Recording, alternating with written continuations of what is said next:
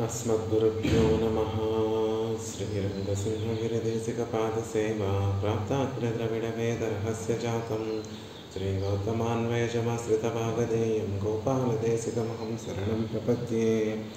श्रीमद्गौतमवंशनायकमणेर्गोपालसूरेसुतं तत्पादाम्बुजलब्धयुग्मनिगमान्तार्थं सुशीलं सदा सद्विद्याविनयादिसद्गुणनिधिं स्वाचार्यनिष्ठान्वितं वन्दे वैष्णवभूषणं तमनकं श्रीरङ्गरामानुजं कौशिकान्वयसञ्जातं वेङ्कटार्यतनूभवं वेदान्ताचार्यसच्शिष्यं उडैवर्लुगुरुं भजे। श्रीशैलेश इत्यादिप्रणतोऽस्मि नित्यं।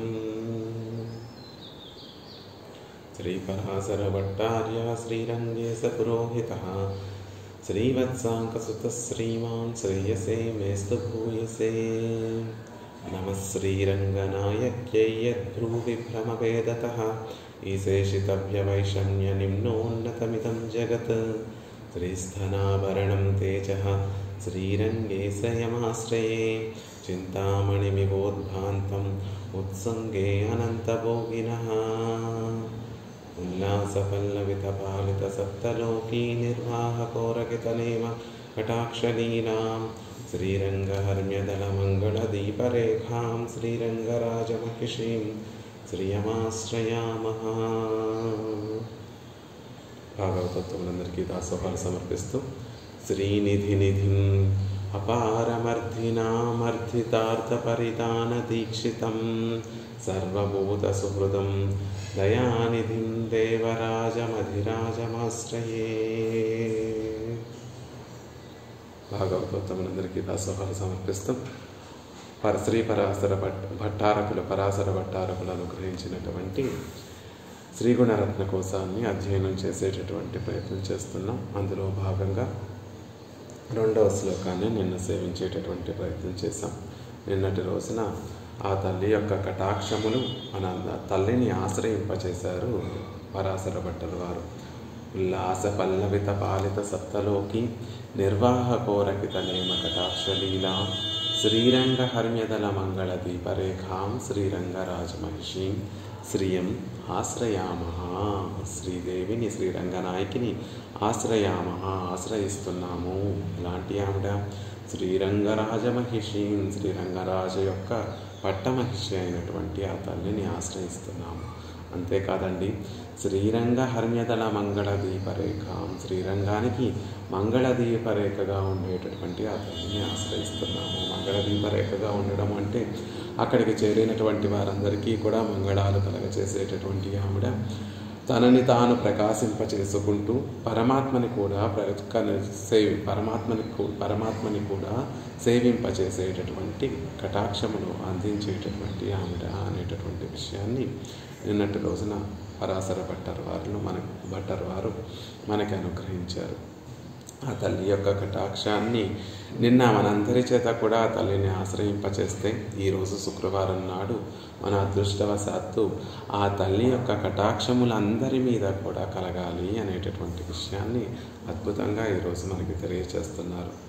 ఈరోజు ఆవిడ యొక్క రచయతు మయి లక్ష్మీ కల్పవల్లి కటాక్షాన్, లక్ష్మీ కల్పవల్లి కటాక్షాన్ మయి రచయతు, నా మీద లక్ష్మీదేవి యొక్క కటాక్షములు కల్పవల్లి, లక్ష్మీదేవి అనబడేటటువంటి కల్పవల్లి యొక్క కటాక్షములు రచయితూ మా మీద ప్రసరింపజేయాలి. ఆ తల్లి కటాక్షములు మన మీద ప్రసరింపబడాలి అనేటటువంటి విషయాన్ని అద్భుతంగా మనందరికీ అనుగ్రహిస్తున్నాను. నిన్న ఆ తల్లిని ఆశ్రయిస్తే ఈరోజు ఆ తల్లి యొక్క కటాక్షములు క్రీగంటి చూపులు మన మీద పడాలి, ప్రసరించుగాక అని ఆ తల్లి దగ్గర ప్రార్థన చేయిస్తున్నారు పరాశర భట్టరు వారు మనందరి చేత కూడా. నిన్నటి శ్లోకంలో ఆ తల్లిని ముందుగా ఆ తల్లితో ఆ స్వామితో కలిగినట్టు ఉండేటటువంటి అనురూప్యాన్ని, అంటే ఆ పరమాత్మ ఎలా అయితే సృష్టించి లోకాలన్నింటినీ కూడా సృష్టించి ఆనందాన్ని అనుభవిస్తూ ఉంటాడో, తల్లి కూడా ఆయన సృష్టించినటువంటి సృష్టిని కటాక్షించి ఆనందాన్ని అనుభవిస్తూ ఉంటుంది. ఆ ఆనందం అంతా కూడా ఆవిడ తిరునేత్రములలో కనిపిస్తూ ఉంటుంది అనేటటువంటి విషయాన్ని తెలియజేశారు. ఆవిడ కటాక్షములు అనేటటువంటి లత పల్లవితమవుతోంది. పరమాత్మ సృష్టించగానే ఆ లత పల్లవితమవుతోంది. పరమాత్మ సృష్టినంతటినీ కూడా నిర్వహిస్తూ ఉండేటటువంటి సందర్భంలో, రక్షించిస్తూ ఉండేటటువంటి సందర్భంలో ఆ పల్లవించినటువంటి లత మొగ్గ తొడుగుతుంది అనేటటువంటి విషయాన్ని అందంగా నిన్న మనకి తెలియజేశారు. తల్లి కటాక్షములు పల్లవించగానే సృష్టి ఏర్పడుతోంది. పరమాత్మ ఈ సృష్టినంతటినీ కూడా చేస్తున్నాడు. తల్లి యొక్క కటాక్షములు మొగ్గ తొడుగుతుంటే పరమాత్మ ఈ లోకాలన్నిటినీ కూడా రక్షిస్తున్నాడు, అందులో సావధాన చిత్తుడై ఉంటున్నాడు అనేటటువంటి విషయాన్ని అందంగా అందంగా నిన్నటి శ్లోకంలో మనకి తెలియజేశారు. అయితే ఆయన ఈ శ్లోకంలో ఇప్పుడు మనం సేవించేటటువంటి 3వ శ్లోకంలో విరాట్ని పురుషకారభూతురాలు అనేటటువంటి విషయాన్ని చెప్తారు. అంటే పరమాత్మని కూడా ఉన్నటువంటి వాడిగా చేస్తుంది తల్లి, పురుషుడిగా చేస్తుంది తల్లి. అంటే ఏమిటి అంటే ఏమున్నటువంటి వాడిగా చేస్తుంది విరాట్టి, ఏమున్నటువంటి వాడిగా చేస్తుంది లక్ష్మీదేవి శ్రీమన్నారాయణుణ్ణి అంటే కళ్యాణ గుణాలు ఆయనలో ఎక్కడో మారుమూల దాగి ఉన్నటువంటి కళ్యాణ గుణాలన్నిటినీ కూడా ప్రకాశించేటట్టుగా చేస్తుంది తల్లి అనేటటువంటి విషయాన్ని ఈ శ్లోకంలో మనకి తెలియజేస్తూ, నిర్దశయమైనటువంటి కృపతో కూడి ఉన్నటువంటి ఆ లక్ష్మీ కటాక్షములు మనందరి మీద కూడా కలగాలి అని, మనందరి మీద లక్ష్మీ కటాక్షములు ప్రసరించాలి అనేటటువంటి విషయాన్ని పరాశర భట్టర్ వారు ఈ శ్లోకంలో మనందరి చేత ప్రార్థింపచేస్తూ రంగనాయకి యొక్క కటాక్షములు అందరి మీద కలగాలి అని ప్రార్థిస్తున్నారు. శ్లోకాన్ని సేవించి ఆ శ్లోకం యొక్క అర్థాన్ని యథావకాశంగా సేవించేటటువంటి ప్రయత్నం చేద్దాం. మాధవి గారు అన్మ్యూట్ చేసుకొని శ్లోకాన్ని చెప్పవలసిందిగా ప్రార్థిస్తున్నాను. తల్లి అనుకల తనుకాండ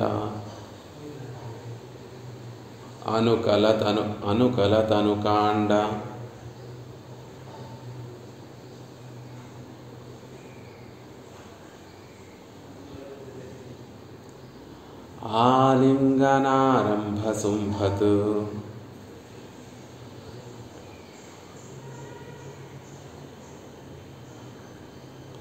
ప్రతిదిశ భుజ శాఖా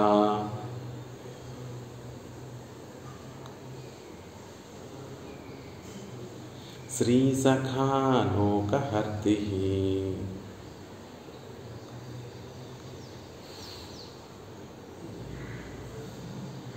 స్తన నయన కులుశ్చ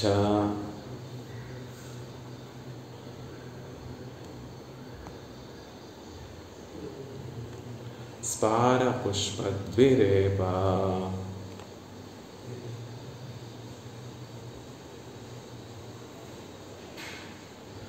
రచయతు మయి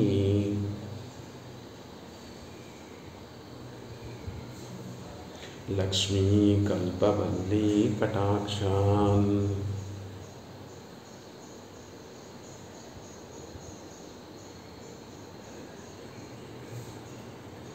అనుకలతనుకాండాలింగనారంభ శుంభత్ ప్రతిదిశ భుజ శాఖా శ్రీసకానౌకహర్తి స్తననయన గురుచ్చ స్ఫార పుష్పద్విరేపా రచయతు మయి లక్ష్మీ కల్పవల్లీ కటాక్షాన్.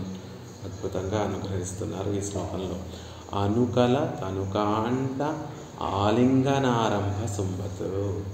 భట్టర్ వారు ఈ శ్లోకంలో మనకు ఒక ప్రత్యేకమైనటువంటి దృశ్యాన్ని కనుల ముందు ఆవిష్కరింపచేస్తున్నారు.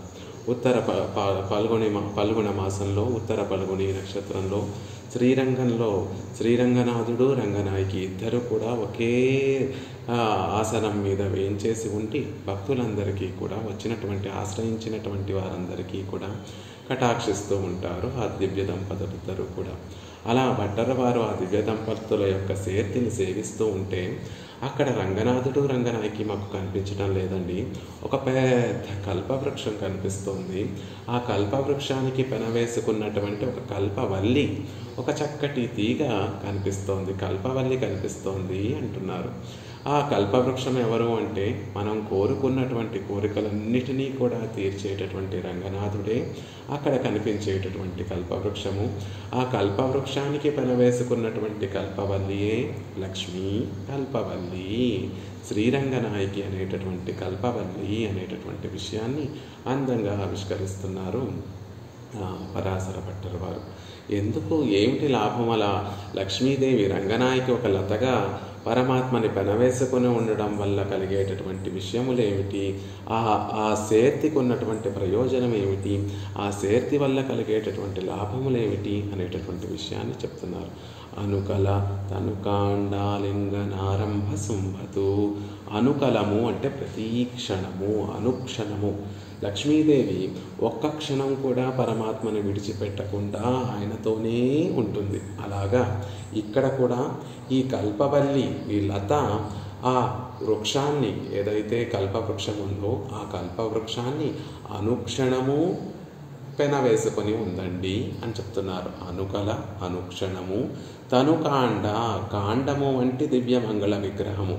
ఆ శ్రీరంగనాథుడి యొక్క దివ్యమంగళ విగ్రహం ఎలా ఉంది అంటే ఒక వృక్షంలా కనిపిస్తోంది, ఒక కాండంలా ఉందండి అంటున్నారు. ఆలింగన, ఆ కాండముని కౌగిలించుకుంది లత, ఆ కాండమును ఆ వృక్షాన్ని పెనవేసుకుందండి.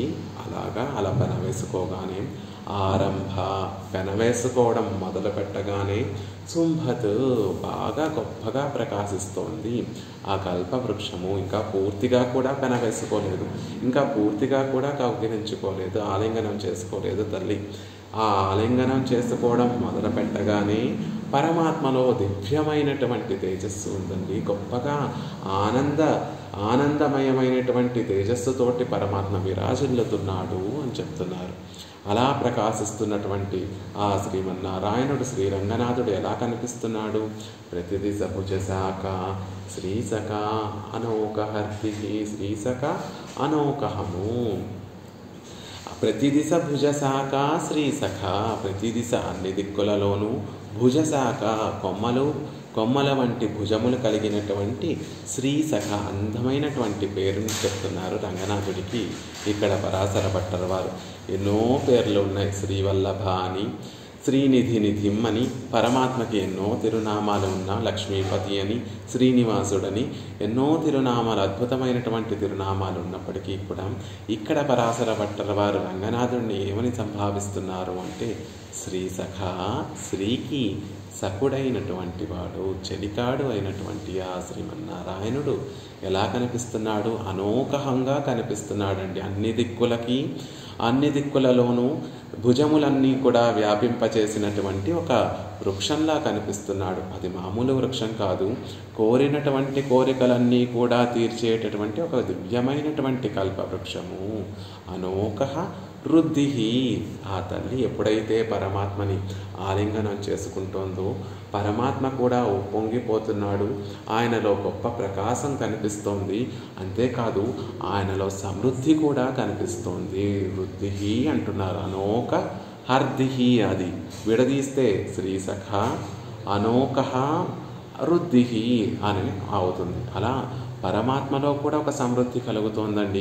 అప్పటి వరకు ఆయనలో మరుగున పడిపోయి ఉన్నటువంటి గుణములన్నీ కూడా గొప్పగా ప్రకాశిస్తున్నాయి. ఆ ప్రకాశించడం వల్ల ఆయనకు గొప్ప ప్రకాశాన్ని, ఒక గొప్ప తేజస్సు సంతరించుకుంది అనేటటువంటి విషయాన్ని చెప్తున్నారు.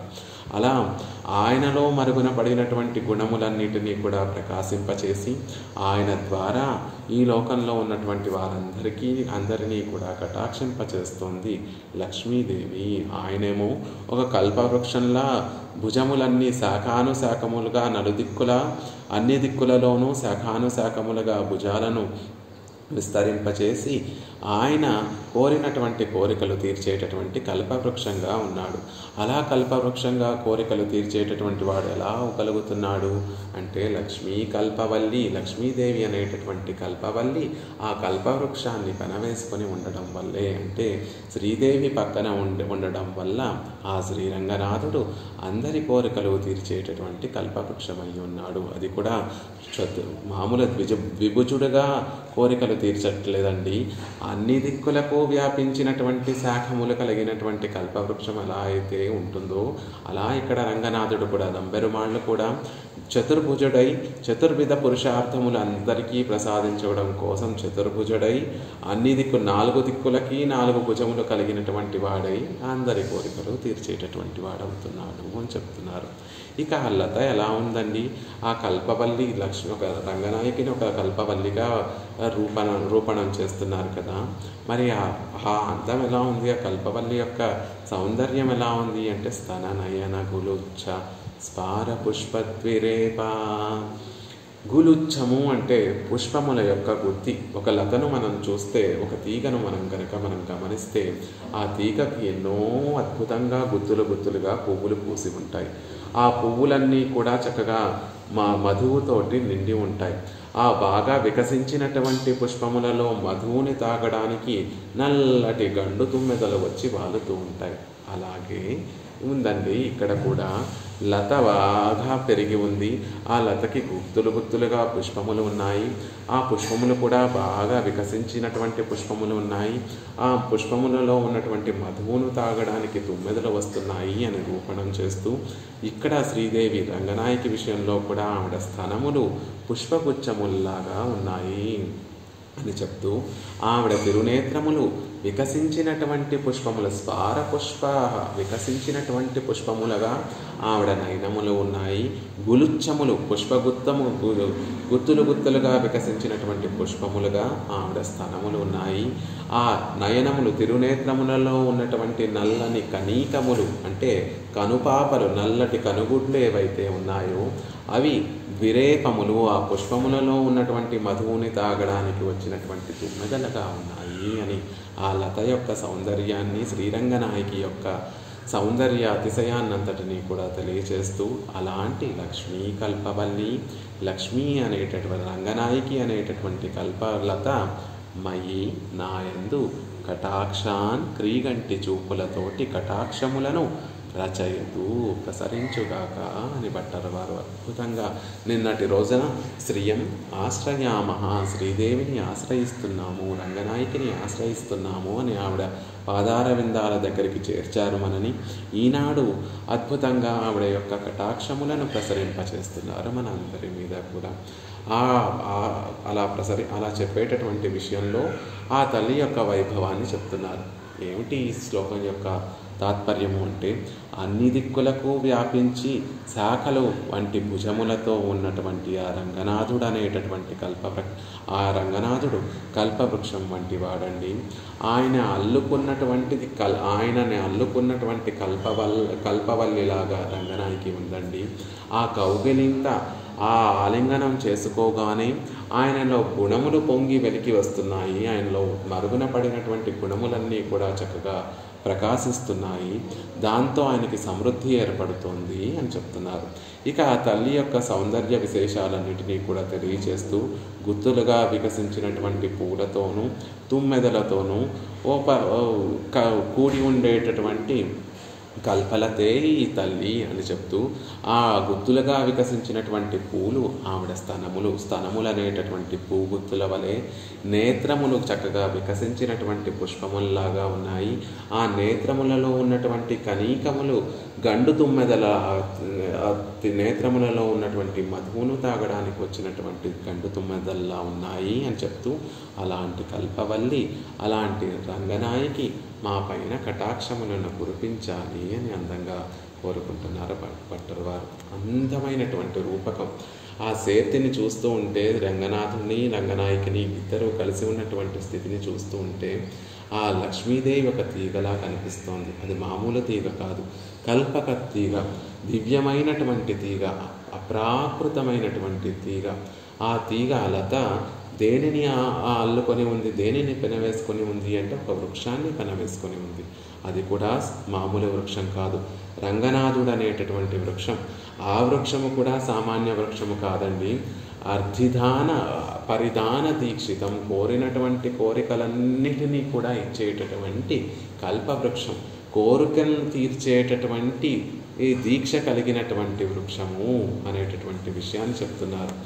అపారం అర్థి తార్థ పరిధాన దీక్షితం, కోరినటువంటి సమస్త కోరికలను తీర్చేటటువంటి గొప్ప కల్పవృక్షం అండి ఆ స్వామి అంటున్నారు. అలా ఆ కల్పవృక్షాన్ని పెనవేసుకుంది తీగ కల్పలత. లోకంలో తీగ పెరగాలి అంటే, తీగ తాను ఎదగాలి అంటే కేవలం తీగను వదిలేస్తే అలా అది చక్కగా పెరగదు.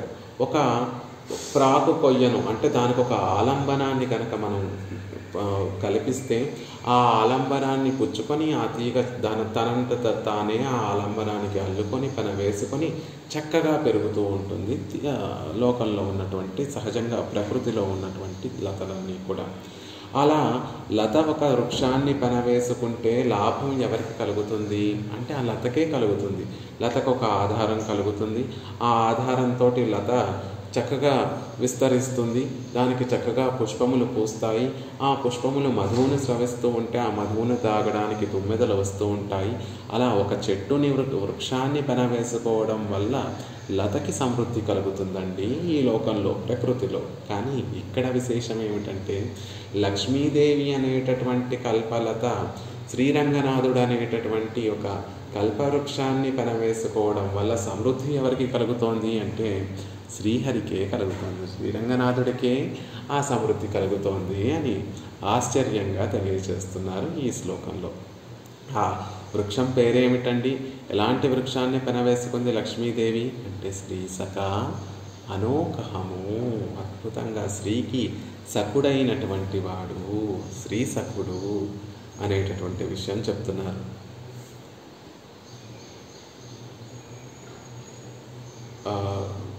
గుడిమెట్ల వెంకట సుందరం గారు మ్యూట్ చేస్తారు. ఆవిడ అని శ్రీసఖము అనేటటువంటి విషయాన్ని చెప్తున్నారు. అంటే ఆ వృక్షము పేరు ఏమిటండి అంటే లక్ష్మీదేవికి సఖుడైనటువంటి వాడు అని అద్భుతంగా తెలియజేస్తున్నారు. అలాంటి ఆ వృక్షాన్ని ఆ లక్ష్మీ కల్పలత అనేటటువంటి ఒక లత పెనవేసుకుందండి. అది కూడా ఎలాగా? అనుకల తనుకాండాలింగనారంభ సంబతు. అనుకల ప్రతి క్షణము కూడా పెనవేసుకొని అగలగిల్లే నిరయమెన్రు అలర్మేల్ మంగై ఉరేమార్భ. ఎప్పుడు ఆయన వక్షస్థలంలోనే వేయించేసి పెనవేసుకోవడం అంటే మనం అనుకున్నట్టుగా నిత్యము ఆలింగనం చేసుకోవడము అని ఒక అర్థము, నిత్యము ఆయన వక్షస్థలంలో వేయించేసి ఆయన సాన్నిధ్యంలో ఉండటము అని ఒక అర్థము. అనుకలము అంటే ప్రతి క్షణము కూడా ఆయనను విడిచిపెట్టకుండా ఆ తల్లి ఆయన వక్షస్థలంలో స్థిర నివాసం ఉండడానికి కారణం ఏమిటి అంటే స్థిర నివాసాన్ని ఉండడాన్ని ఇక్కడ పరాశర భట్టర్ వారు ఒక వృక్షానికి అల్లుకున్నటువంటి తీగగా రూపణం చేస్తున్నారు. అనుకల తనుకాండాలింగనారంభ సంబతు. ఆ ప్రతీక్షణము పరమాత్మ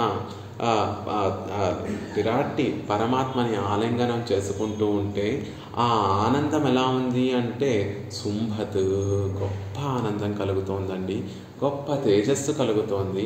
ఆ ఆలింగనం చేసుకోవడం వల్ల కలిగేటటువంటి సౌఖ్యం, శ్రీరంగనాథుడికి శ్రీరంగనాయకిని ఆలింగనం చేసుకోవడం వల్ల కలిగేటటువంటి సౌఖ్యము ప్రతిక్షణము నవీనంగా ఉంటుంది. అనుకలము శుంభతు, ప్రతిక్షణము కూడా నవీనంగా నూతనంగా విస్మయపరిచేటట్టుగా ఉంది ఆవిడ ఆలింగనము అని చెప్తున్నారు. ఈ విషయాన్ని మనకి యామునాచార్యుల వారు అందంగా ఒక శ్లోకంలో తెలియజేస్తారు.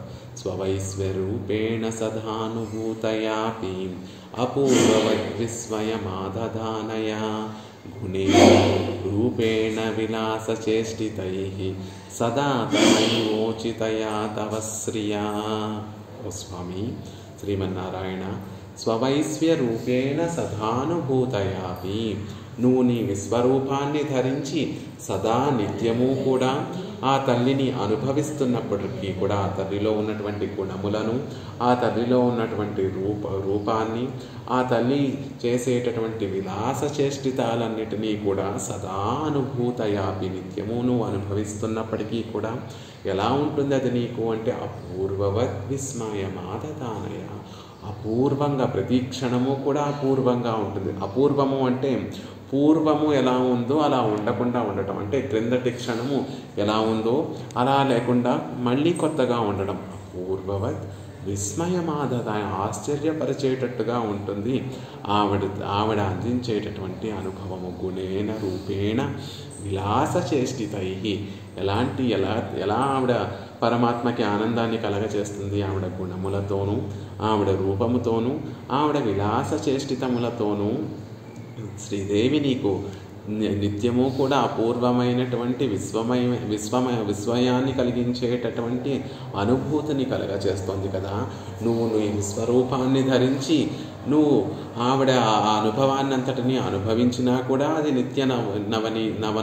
నిత్య నూతనంగానే ఉంటుంది అనేటటువంటి విషయాన్ని చెప్తున్నారు. అలాంటి సదా తవైవోచితయా తవ స్త్రీ, ఇప్పుడు కూడా నీకే చెందినటువంటి శ్రీదేవి అనే విషయాన్ని యామునాచార్యుల వారు కూడా అందంగా స్తోత్రరత్నంలో తెలియజేస్తారు. అలా ఆ తల్లిని ఆలింగనం చేసుకోవడం వల్ల కలిగేటటువంటి సౌఖ్యం ప్రతిక్షణము కూడా నవీనంగా ఉంటుంది, ప్రతిక్షణము కూడా అపూర్వంగా ఉంటుంది, ప్రతిక్షణము కూడా విస్మయాన్ని కలిగించేటట్టుగా ఉంటుంది, కొత్తగా ఉంటుంది.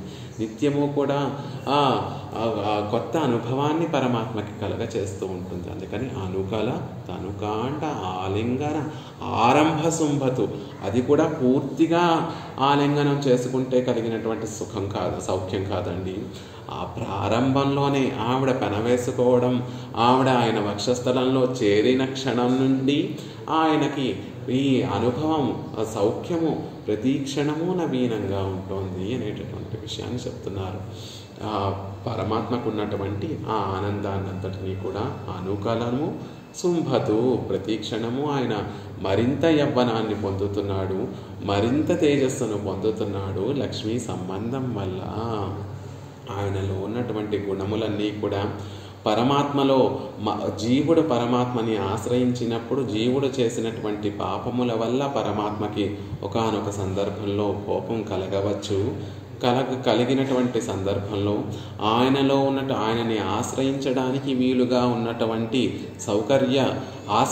సౌకర్యాపాదక గుణములు స్వామిత్వము, సౌలభ్యము, సౌశీల్యము, వాత్సల్యము అనేటటువంటి గుణములన్నీ కూడా పరమాత్మకి ఎప్పుడైతే కించిత్ కోపము కలుగుతుందో అప్పుడు ఆ గుణములన్నీ కూడా మరుగున పడిపోతాయి. స్వాతంత్ర్యము, పరతత్వము అనేటటువంటి గుణములు గొప్పగా ప్రకాశిస్తూ ఉంటాయి. నేను నిరంకుశ స్వతంత్రుణ్ణి కాబట్టి నా ఇష్టం వచ్చినట్టుగా నేను ప్రవర్తిస్తాను. నువ్వు శరణాగతి చేసినప్పటికీ కూడా, జీవుడు శరణాగతి చేసినప్పటికీ కూడా ఆ జీవుడు అతి నీచమైనటువంటి పాపాలు చేసి ఉంటే, భాగవత అసహ్యాపచారాలు చేసి ఉంటే, నిరంకుశ స్వతంత్రుడైనటువంటి పరమాత్మ క్షమించకపోవచ్చు. ఒక్కొక్కసారి ఆయన క్షమించకుండా ఇంకా నీచమైనటువంటి జన్మలలో త్రోసివేసే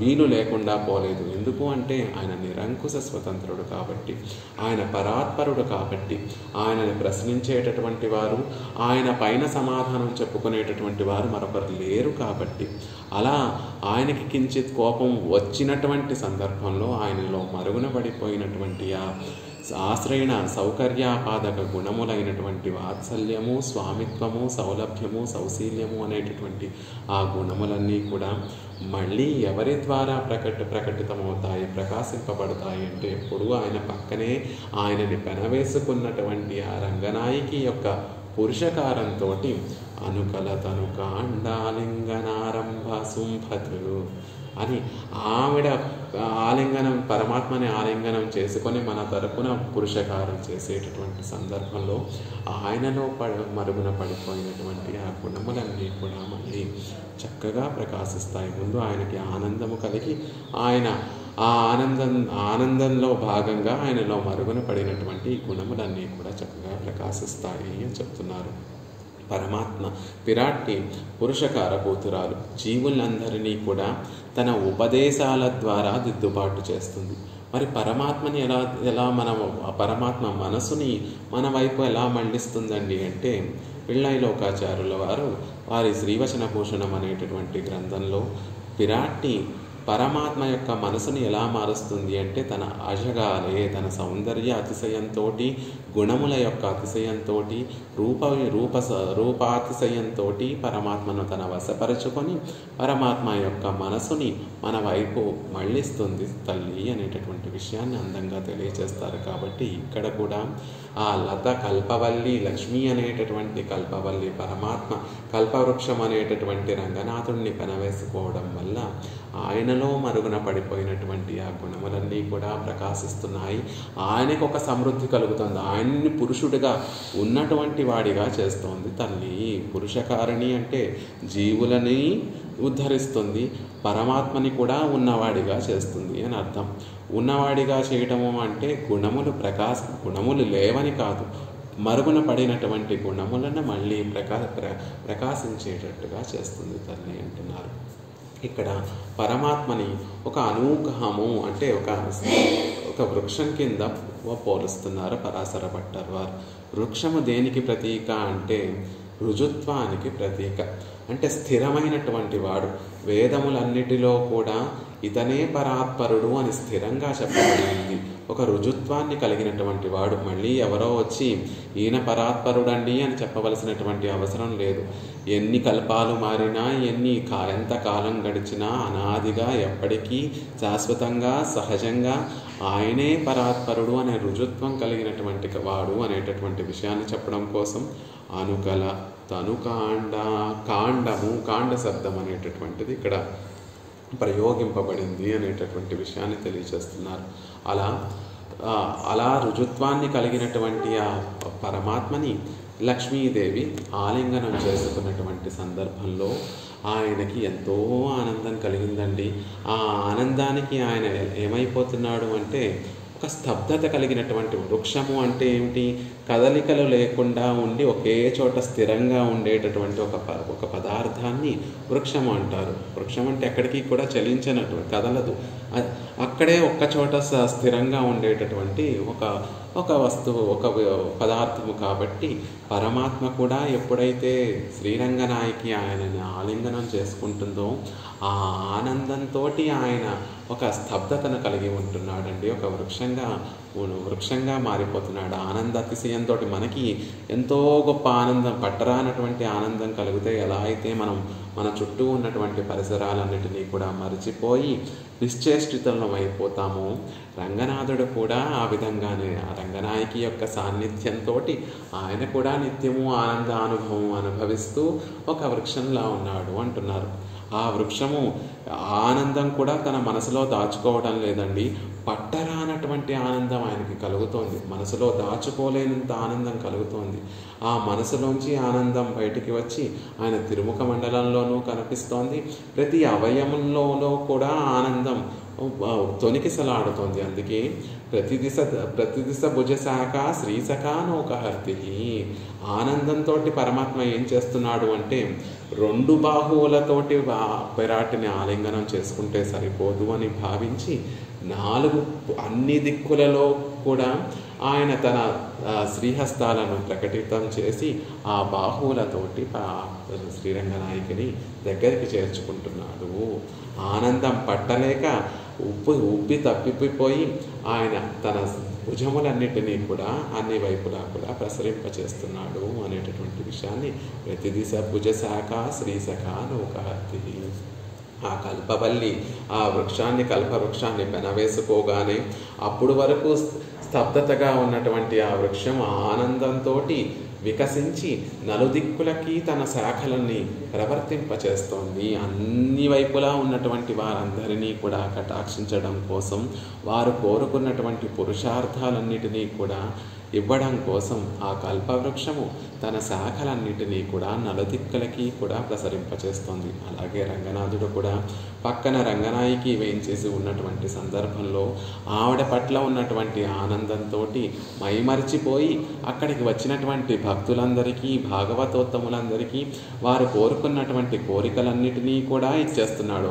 ఒక శ్రీహస్తంతో, ఒక భుజముతో కాదండి, చతుర్భుజుడై కోరినటువంటి కోరికలన్నిటినీ కూడా ప్రసాదిస్తున్నాడు. ధర్మ, అర్థ, కామ, మోక్షములు వీటిలో ఏ కోరికలు మనం కోరుకున్నా కూడా ఆ తల్లి సాన్నిధ్యంతో ఆ రంగనాథుడు ఆ కోరికలన్నీ తీర్చడం కోసం చతుర్భుజుడై అక్కడ వేయించేసి ఉన్నాడు. ఆ చతుర్భుజుడై వేయించేసి ఉన్నటువంటి రంగనాథుడిని చూస్తుంటే నలుదిక్కులకి శాఖానుశాఖలుగా విస్తరించినటువంటి కల్పవృక్షం కనిపిస్తుంది అని దాని రూపకం చేస్తున్నారు. ఈ ఆనందాన్ని అనుభవిస్తూ ఇంకొక స్వారస్యం ఏమిటంటే భక్తులకి చతుర్విధ పురుషార్థాలు పొందడానికి పరమాత్మ చతుర్భుజుడై ఉన్నాడు అని చెప్తున్నారు.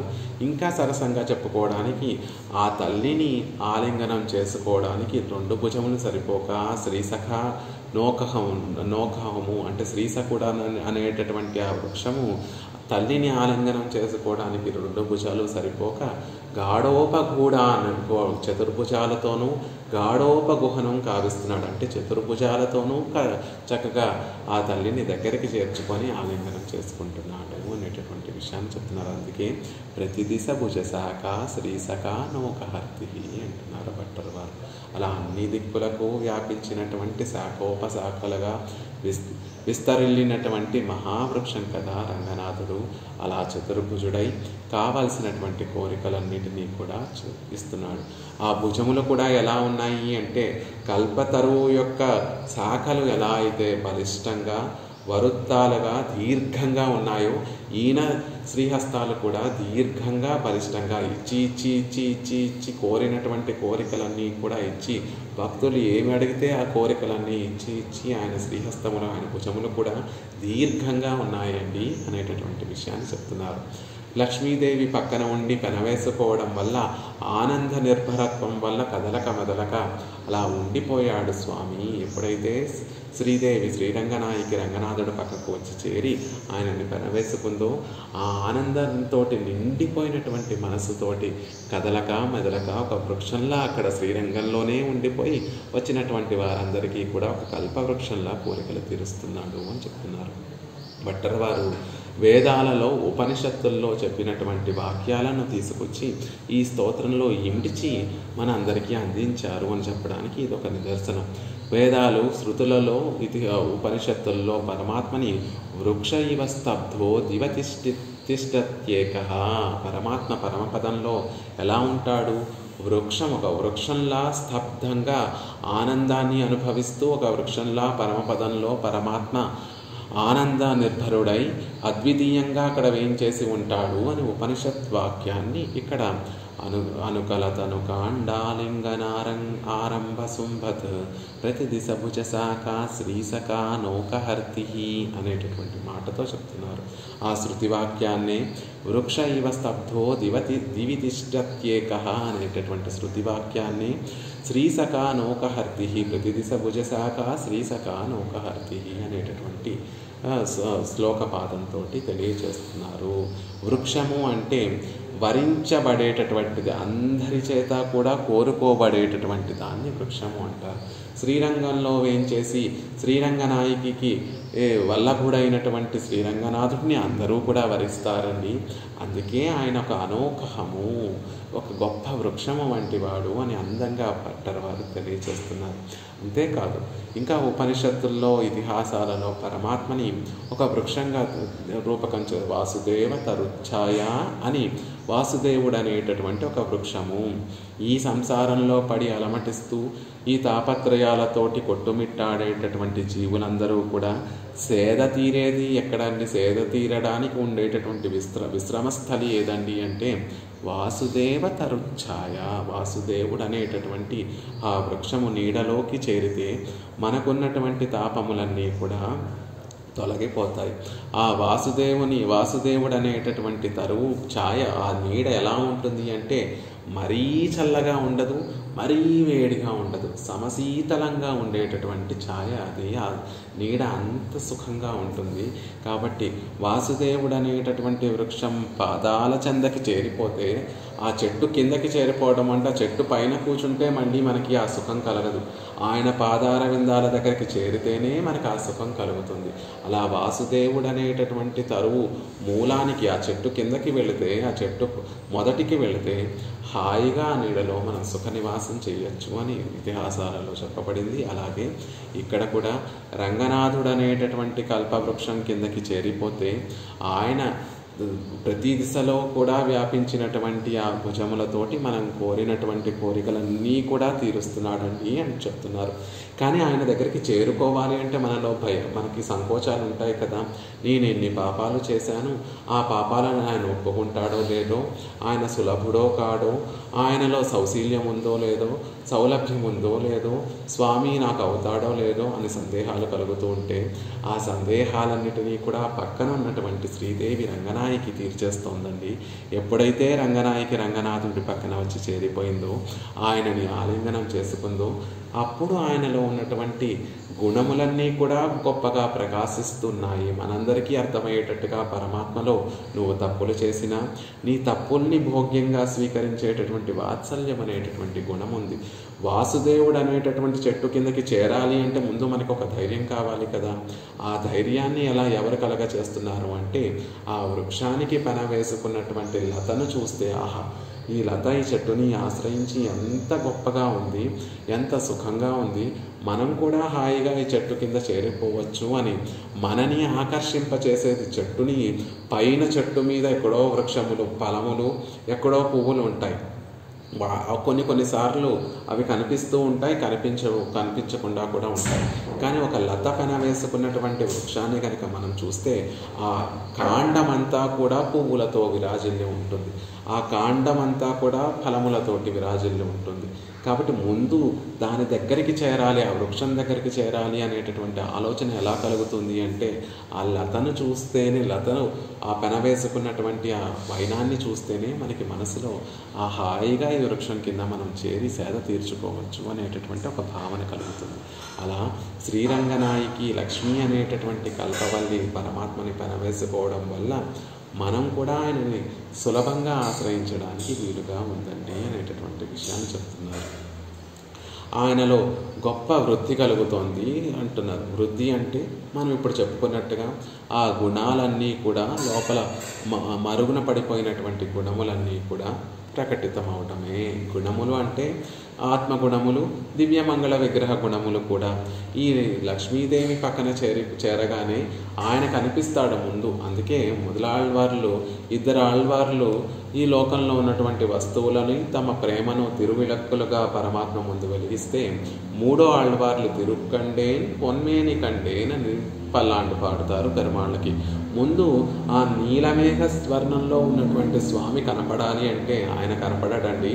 ఆయన వక్షస్థలంలో వేయించేసి ఉన్నటువంటి లక్ష్మీదేవే ముందు మనకి దర్శనమిస్తుంది. ఎందుకంటే హిరణ్యవర్ణాం హరిణీమని ఆవిడ బంగారు వర్ణంలో ఉంటుంది కాబట్టి ఆ బంగారు వర్ణమంతా కూడా పరమాత్మ యొక్క తిరుమేనికి అంతా కూడా అలుముకొని ఆ నీల వర్ణంలో ఉన్నటువంటి మేఘానికి మధ్యలో ఒక మెరుపు మెరిస్తే ఆ మెరుపు యొక్క కాంతి ఆ మేఘానికి చుట్టూతా కూడా ప్రసరించి ఆ మేఘం యొక్క అందాన్ని ఎలా అయితే మనకి కళ్ళకు కట్టినట్టుగా కనిపించేటట్టుగా చేస్తుందో, ఆయన వక్షస్థలంలో ఉన్నటువంటి లక్ష్మీదేవి కటాక్షం ముందు మన మీద పడితే అప్పుడు ఆ పరమాత్మని దయతో నిండినటువంటి ఆ పరమాత్మని మనం సేవించగలుగుతాము. ఆయన దివ్యమంగళ విగ్రహంలో ఉన్నటువంటి వైలక్షణ్యాన్నంతటినీ కూడా ఎప్పుడు మనం బాగా చక్కగా సేవించుకోగలము అంటే అమ్మ పక్కన ఉండడం వల్లే. ఆవిడ ఆలింగనం చేసుకోవడం వల్ల ఆయన మనసు పరిపుల్లమవుతోంది, శరీరము ఆయన దివ్యమంగళ విగ్రహము పులకాంచితమవుతోంది. అలా పులకితమైనటువంటి ఆ దివ్యమంగళ విగ్రహంలో ఉన్నటువంటి అవయవ శోభనంతటినీ కూడా మనం చక్కగా సేవించుకోగలుగుతున్నాము. ఆయన ఆత్మగుణముల గురించి ఇప్పుడే చెప్పుకున్నాం. వాత్సల్యము, స్వామిత్వము, సౌలభ్యము అనేటటువంటి ఆ గుణములన్నీ కూడా పరమాత్మలో ప్రకటితమవుతున్నాయి అనేటటువంటి విషయాన్ని చెప్తున్నారు. దీనివల్ల ఆ తల్లి పరమాత్మను వేంచేసి ఉండడం వల్ల పరమాత్మకు కలిగేటటువంటి ఒక అతిశయాన్ని మనకి తెలియచేస్తున్నారు. ఆవిడ పక్కన ఉండడం వల్లే ఆయనలో కళ్యాణ గుణములన్నీ కూడా చక్కగా ప్రకాశిస్తున్నాయి. ద్వయమంత్రంలో కూడా శ్రీమన్నారాయణ చరణం శరణం ప్రపద్యే అని శ్రీమన్నారాయణ శ్రీమత్ శబ్దంతో కూడినటువంటి నారాయణుడు. ఆయనలో కళ్యాణ గుణములన్నీ కూడా గొప్పగా ప్రకాశించడానికి కారణము శ్రీదేవితోటి లక్ష్మీ సంబంధమే అనేటటువంటి విషయాన్ని ద్వైమంత్రంలో ఎలా అయితే తెలియజేస్తారో ఇక్కడ కూడా అనుకల తనుకాండ ఆలింగనారంభ సుంభతు ప్రతిదిశ భుజశాఖ శ్రీసఖ నౌకహర్తి అనేటటువంటి విషయాన్ని చెప్తున్నారు. లత అని ఆవిడ్ని పోలుస్తున్నారు కదా. లతకి ఒక ఒక ఒక దానికి కూడా ఒక స్వభావం ఉంటుంది కదండి. ఒక దానికి కూడా ఒక స్వరూపం ఉంటుంది కదా. అంటే దాన్ని తర్వాత 2 ఉత్తరార్థంలో శ్లోకంలో ఉన్నటువంటి తర్వాత 2 పాదాలలో తెలియజేస్తున్నారు. లత అనగానే దానికి పువ్వులు పూస్తాయండి, గుత్తులు గుత్తులుగా పువ్వులు ఉంటాయి. ఆ పువ్వులు బాగా వికసించడం వల్ల మకరందంతో నిర్భరాలై ఉంటాయి, మకరందంతో నిండి ఉంటాయి ఆ పుష్పములు. ఆ మకరందాన్ని తాగడానికి గండు తుమ్మెదలన్నీ కూడా వచ్చి పుష్పాలలో ఉన్నటువంటి మధువుని తాగుతూ అక్కడే సొమ్మసిల్లి నిద్రిస్తూ ఉంటాయి. ఆ పుష్పంలోనే ఆ తుమ్మెదలన్నీ కూడా నిద్రిస్తూ ఉంటాయి అని ఎలా అయితే మనం ఒక లతకి ఉన్నటువంటి ఒక స్వరూపాన్ని సమగ్రంగా ఆ స్వరూపాన్ని చూస్తూ ఉంటాము, ఇక్కడ కూడా లక్ష్మీదేవి యొక్క విషయంలో కూడా అవన్నీ కూడా లక్ష్మి అనేటటువంటి కల్పవల్లిలో కూడా అవన్నీ కూడా చూపిస్తున్నారు భట్టర్ వారు. ఇక్కడ ఆవిడ స్థనములే పుష్ప గుచ్చములు. లతకు ఉన్నటువంటి గుత్తులుగా ఉన్నటువంటి ఆ పుష్పములే అలా శ్రీ రంగనాయకి యొక్క స్థనములు అని తెలియజేస్తున్నారు. గుత్తులుగా ఉన్నటువంటి పుష్పములు అని తెలియజేయటం వల్ల పుష్పము భక్తికి, స్థనములు భక్తికి ప్రతీక. ఆ భక్తి కూడా పరభక్తి, పరజ్ఞాన, పరమభక్తులని అనేక విధములుగా ఉంటుంది. లక్ష్మీదేవికి కూడా పరమాత్మ విషయంలో పరభక్తి, పరజ్ఞాన, పరమభక్తులన్నీ కూడా పుష్కలంగా పరిపూర్ణంగా ఉన్నాయి అనేటటువంటి విషయాన్ని పూల గుత్తులుగా ఉండేటటువంటి స్థనములు అనేటటువంటి విషయాలతో చెప్తున్నారు. ఇక నేత్రాలు చూడాలంటే తిరునేత్రాలు చూడాలి. స్పార పుష్పద్భిరేప, చక్కగా బాగా వికసించినటువంటి పుష్పములా ఉన్నాయి ఆ నేత్రములు. కేవలం పుష్పంలాగా ఉన్నాయా? కాదు. ఆ పుష్పంలో ఉన్నటువంటి మధువును తాగడానికి వచ్చినటువంటి గండు తుమ్మెద కూడా ఆ పుష్పంలో ఉంటే ఎంత అందంగా ఉంటుందో, శ్రీదేవి యొక్క రంగనాయకి యొక్క నేత్రములు కూడా బాగా వికసించినటువంటి తెల్లని పుష్పంలా ఉందండి. ఆ లోపల ఉన్నటువంటి కనీకము అంటే కనుపాప, కనుగుడ్డు నల్లటి కనుపాపలు కలిగినటువంటి ఆవిడ, అది ఎలా ఉంది అంటే ఆ పుష్పములో మధువు తాగడానికి స్వీకరించడానికి వచ్చినటువంటి గండు తుమ్మెద అన్నట్టుగా ఉంది. అలాంటి కనుపాపలతోటి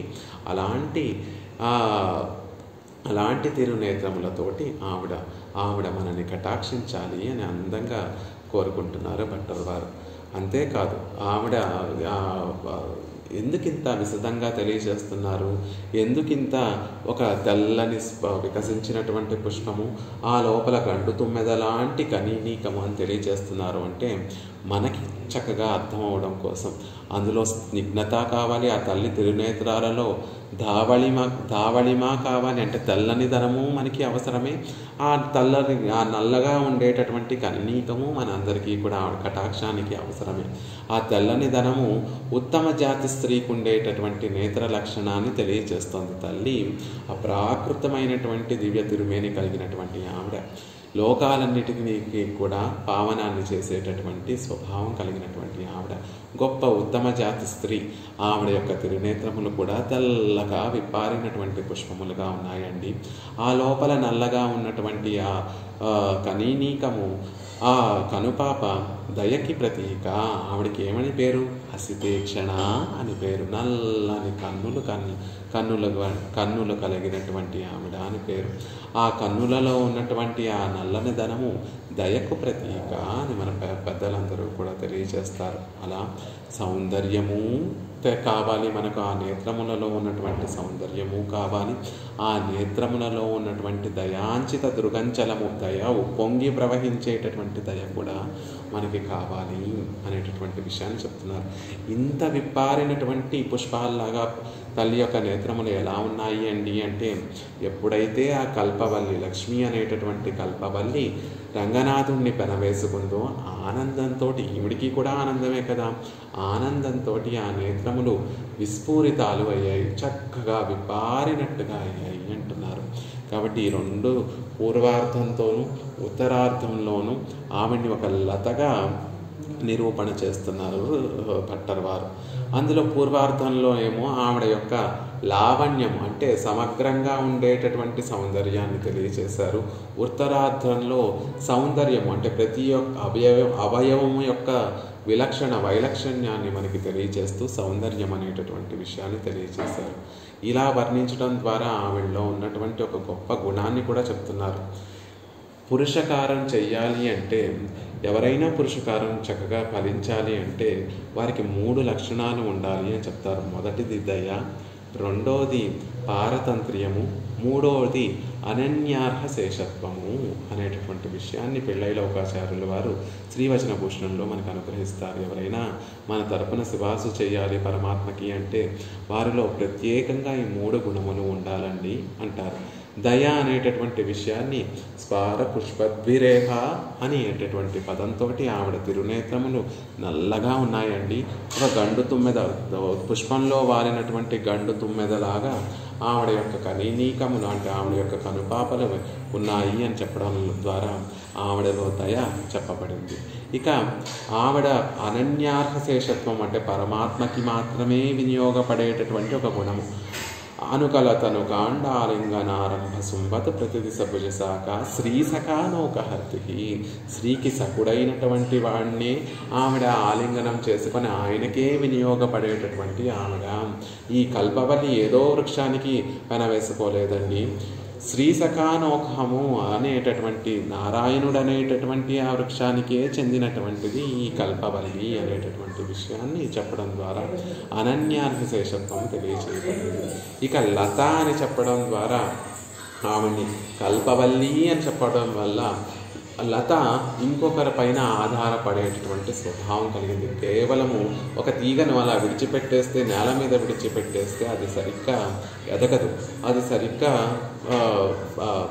పెరగదు. అదే దానికి ఒక ఆలంబన ఇస్తే ఆ ఆలంబనకి పెనవేసుకొని ఆ లత చక్కగా పెరుగుతుంది.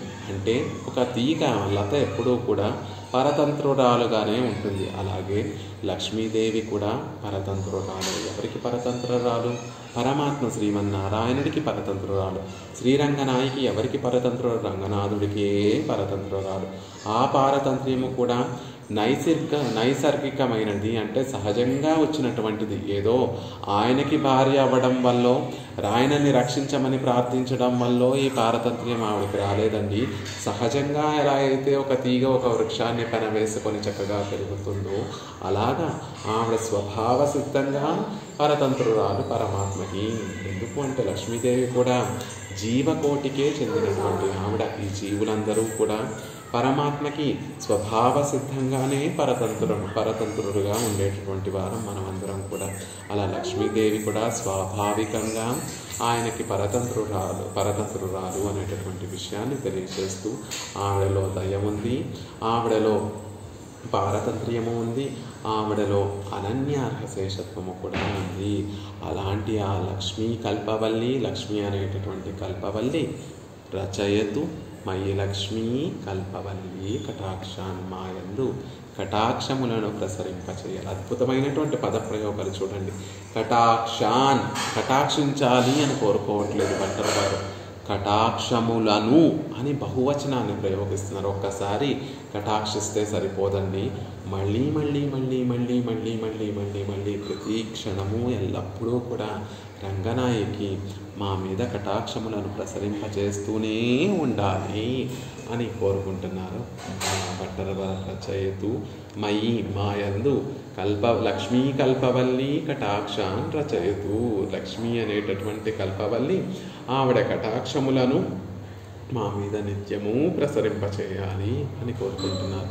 ఇక్కడ భట్టర్ వారు కోరుకోవడంలో ఉన్నటువంటి ఉద్దేశం ఏమిటి అంటే, వారి ఉద్యమం, వారు ఏదైతే మొదలుపెట్టారో స్తుతించాలని, స్తోత్రం చేయాలి, శ్రీరంగనాయకిని స్తోత్రం చేసి ఆవిడకి రంగనాథుడికి ఆనందం కలగ చేయాలి అనేటటువంటి పని ఏదైతే ప్రారంభించారో అది నిర్విఘ్నంగా జరగాలి అనేటటువంటి ఉద్దేశంతో, అది సఫలం అవ్వాలి అనేటటువంటి ఉద్దేశంతో మయి లక్ష్మీ కల్పవల్లి రచయితు మయి కటాక్షాన్ రచయతు, నా యందు ఆవిడ కటాక్షాలు ప్రసరింపచేసి నేను చేస్తున్నటువంటి ఈ ఉద్యమం, ఈ పని సఫలీకృతం అవ్వాలి. ఎందుకు అంటే సాక్షాత్తుగా హరే తన సృష్టి అంతా కూడా సార్థకం ఎప్పుడైంది అనుకుంటాడు అంటే ఆవిడ కటాక్షములతోటి ఆమోదించినప్పుడే సృష్టి అంతా కూడా సార్థకత కలిగింది అని భావిస్తూ ఉంటాడు. కాబట్టి తల్లి, నేను చేసేటటువంటి ఈ స్తుతి కూడా, ఈ శ్రీగుణరత్న కోసం అనేటటువంటి స్తోత్రము కూడా నీకు ఆనందాన్ని కలిగించింది అనేటటువంటి ఒక చిన్న ఆమోదాన్ని నీ కటాక్షములతోటి, నీ కటాక్షములు నా మీద ప్రసరింపచేసి తెలియచేయవమ్మా. నా ఈ కృషిని సాఫల్యపరచు, ఈ ఉద్యమాన్ని సఫలం చెయ్యి అని భట్టర్ వారు కోరుకుంటున్నారు. మనమందరం కూడా నిన్నేమో శ్రీయం ఆశ్రయామహ, శ్రీదేవిని ఆశ్రయిస్తున్నాము అని మనందరినీ వారి గోష్ఠిలో చేర్చుకొని శ్రీదేవి యొక్క పాదార విందాల, రంగనాయకి యొక్క పాదార విందాల దగ్గరికి చేర్చారు. ఈనాడేమో ఆ తల్లిని సేవిస్తూ, తల్లిని మాత్రమే కాదు కల్పవృక్షాన్ని పెనవేసుకున్నటువంటి కల్పవల్లిని చూస్తూ, ఆ రంగనాథుడితోటి కూడి ఉన్నటువంటి రంగనాయకిని సేవిస్తూ ఆవిడ దగ్గర మనందరి తరపున భట్టర్ వారు ప్రార్థిస్తున్నారు. రంగనాయకి, వీరందరి మీద కూడా నీ కటాక్షములను ప్రసరింపచేయి, మళ్ళీ మళ్ళీ ప్రసరింపచేయి, మళ్ళీ మళ్ళీ ప్రసరింపచేయి, మళ్ళీ మళ్ళీ ప్రసరింపచేయి. అలా ఈ కటాక్షములు ఎడతెరిపి లేకుండా ఈ జీవులందరి మీద కూడా ప్రసరింపచేసి మమ్మల్ని సార్థకపరచు తల్లి అనేటటువంటి విషయాన్ని అందంగా ఈ శ్లోకంలో భట్టర్ వారు శ్రీరంగనాయకిని ప్రార్థిస్తూ మన తరపున విన్నపం చేస్తున్నారు. అనుకలతను కాండాలింగనారంభ శుంభత్ ప్రతిదిశ భుజ శాఖా శ్రీసకానోకహర్తి స్తననయన గులుచ్చ స్పార పుష్పద్విరేప రచయితు మయి లక్ష్మీ కల్పవల్లీ కటాక్షాన్. ద్విరేఫము అంటే భ్రమరము, అంటే ఆ పదంలో 2 రకారములు ఉన్నాయి. భ్ర మ ర 2 రకారములతో కూడి ఉన్నటువంటి పదార్థము కాబట్టి భ్రమరాన్ని ద్విరేఫము, ద్వి అంటే 2, రేఫము అంటే రకారములు కలిగినటువంటిది, ద్విరేఫము అనేటటువంటి విషయాన్ని చెప్తారు. భ్రమరము అని అర్థం. స్పార పుష్పద్విరేప, స్పార పుష్పం వికసించినటువంటి పుష్పములో ఉన్నటువంటి భ్రమరము, ఒక గండు తుమ్మెద లాంటి కన్నులు, తిరునేత్రములు కలిగినటువంటి ఓ లక్ష్మి, ఓ రంగనాయకి, ఓ కల్పవల్లి, లక్ష్మీ కల్పవల్లి, లక్ష్మీ అనేటటువంటి కల్పవల్లి కటాక్షాన్ని, కటాక్షములను మయి మాయందు రచయతు ప్రసరింపచేయుడుగాక. ఓ తల్లి, నీ కటాక్షములను మా మీద ప్రసరింపచేయవమ్మా. నీ కటాక్షములు మా మీద పడితే ఆ పక్కన ఉన్నటువంటి రంగనాథుడి యొక్క మనసు కరిగి ఆనందంతో ఆయన ప్రతిదిశ భుజ శాఖ, 4 భుజములు అన్ని వైపులా విస్తరించినటువంటి 4 భుజములు కలిగినటువంటి వాడై మా కోరికలన్నిటినీ కూడా తీర్చేటటువంటి కల్పవృక్షం అవుతాడు. మేము కోరుకునేటటువంటి కోరిక నిన్ను సేవించడమే. అద్భుతమైనటువంటి ఇంకొక సాంప్రదాయ రహస్యార్థాన్ని కూడా భట్టర్ వారు ఈ శ్లోకం ద్వారా మనకి తెలియజేస్తున్నారు. ఎప్పుడు ఎవరి కటాక్షాలు కోరుకోవాలి? పిరాటి పక్కన ఉండగా పరమాత్మను సేవించేటటువంటి వారందరికీ కూడా ఆ తల్లి యొక్క కటాక్షములు సమృద్ధిగా ఉండాలి అనేటటువంటి విషయాన్ని తెలియజేస్తూ మనమందరం కూడా కేవలం రంగనాయకినో, కేవలం రంగనాథున్నో సేవించకుండా రంగనాయకితో కూడి ఉన్నటువంటి రంగనాథుణ్ణి ఆశ్రయించి ఆవిడ కటాక్షముల కొరకు ప్రార్థించాలి అనేటటువంటి విషయాన్ని చెప్తున్నారు. అందుకే ఆ తనుకాండము ఆలింగనారంభ శుంభత, కల్పవృక్షము కేవలం వట్టి కల్పవృక్షము కాదండి, కల్పవల్లితోటి కూడి ఉన్నటువంటి కల్పవృక్షము అనేటటువంటి విషయాన్ని చెప్తూ మనం కూడా సేర్తినే సేవించాలి సుమా అనేటటువంటి విషయాన్ని మనకి తెలియజేస్తూ ఆ ఫల్గుణ మాసంలో ఉత్తర ఫల్గుణి నక్షత్రంలో ఆ మిథునానికి ఆ సేర్తిని మన ముందు దర్శింపచేస్తూ ఆ సేర్తి కూడా కేవలం రంగనాథుడు రంగనాయకి కాదండి, ఒక కల్పవృక్షం ఉంది అక్కడ. కల్పవల్లితో పెనవేసుకున్నటువంటి కల్పవృక్షం మాకు కనిపిస్తోంది అనేటటువంటి విషయాన్ని మనకి భట్టర్ వారు మన కనుల ముందు రూపణం చేస్తూ ఆ తల్లిని ప్రార్థిస్తూ ఆ తల్లి కటాక్షములు ఎప్పుడూ కూడా పరిపూర్ణంగా మన మీద ఉండి మనం పొందేటటువంటి కైంకర్యం, పెరుమాళ్ల ద్వారా పొందేటటువంటి భగవత్ కైంకర్యము, భాగవత కైంకర్యము, ఆచార్య కైంకర్యము 10 రెట్లుగా వృద్ధి చెందేటట్టుగా ఆవిడ ఎప్పుడూ మనల్ని కటాక్షించాలి అని ఆ తల్లి యొక్క పాదార విందాలు, ఆ తల్లిని చూస్తూ రంగనాథుడి యొక్క పాదార విందాలలో ప్రార్థన చేస్తున్నారు భట్టర్ వారు. శ్రీమతే రమ్యజా మాతృమునీంద్రాయ మహాత్మనే శ్రీరంగవాసినే భూయాత్ నిత్యశ్రీ నిత్యమంగళం.